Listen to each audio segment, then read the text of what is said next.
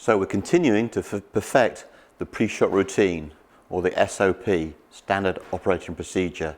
One of my favourite stories, the great golfer Peter Oosterhuis won 4 Order of Merits in a row in the early 70s and went on to do great things in America. Missed out on a couple of majors. He played one day with Jack Nicklaus, and as they came off the golf course, Nicklaus said to Peter, Peter, if you don't mind me saying so, I've never played with a golfer of your ability who takes 10 seconds over some shots and 90 seconds over another. He said, just pick a number, standardise it. And so that's what Peter did. He just developed a pre-shot routine. You could have put a stopwatch on him. He made it consistent. And a month later, he won the Canadian Open, which was the 5th major at the time. So if it's good enough for Oosty, it's good enough for us. The more proficient, the more consistent, the more precise our pre-shot routine, very simply, the better our shot-making ability is going to be.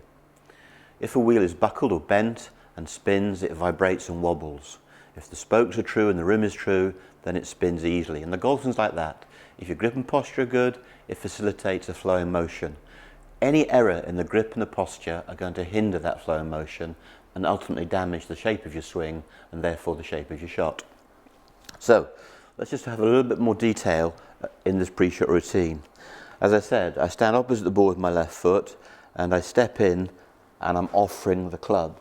Now, if I just lift my hand up, then it might not be neutral. Because the club is on its bottom and I tip forward, this is a very neutral, comfortable structure. I'm not raising it, dropping it, kinking it, cupping it.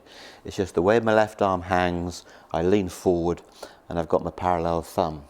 Now, the beauty of that grip is if the left thumb is that good, I can only cock my wrist to 90 degrees in the backswing. I can't go any further.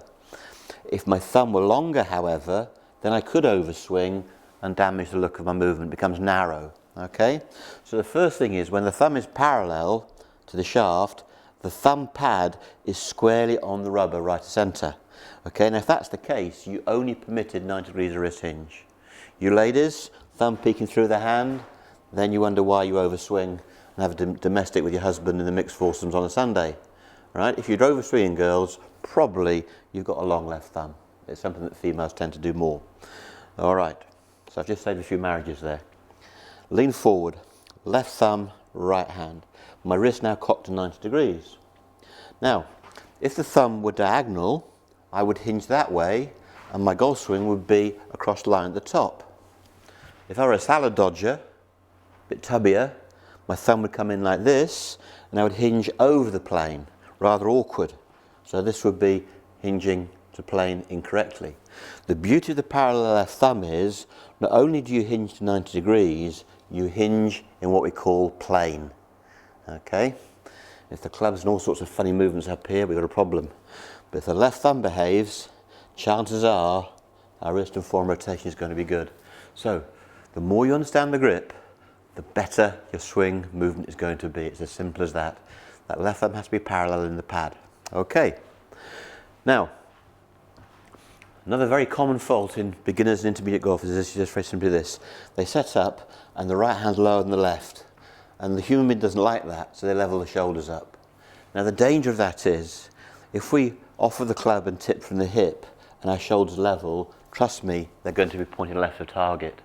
So, when you set up, accept the fact that your left arm is an authority and your right shoulder and right arm are lower than the left.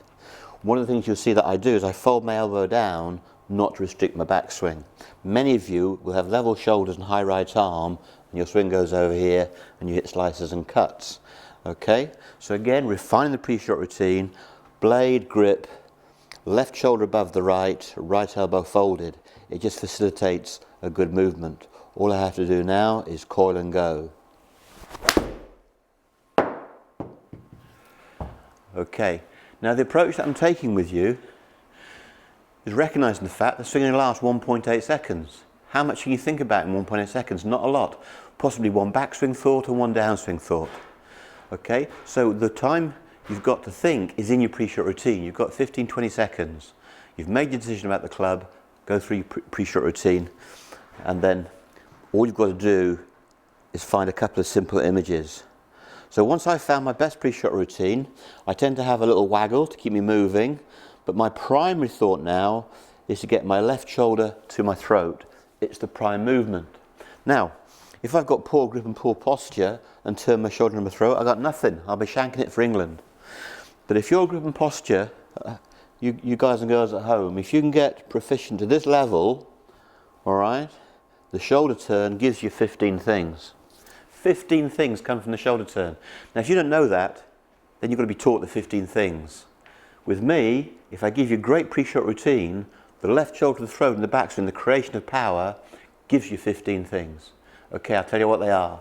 They're your path, they're your plane, and your widest arc. When your left shoulder turns and twists, your torso, hips, legs, knee, weight flex, and weight shift all works automatically. When you turn the left shoulder, your arms roll and rise to plane. When you turn your left shoulder, your wrists hinge correctly. When you turn your left shoulder, you know the length of your backswing.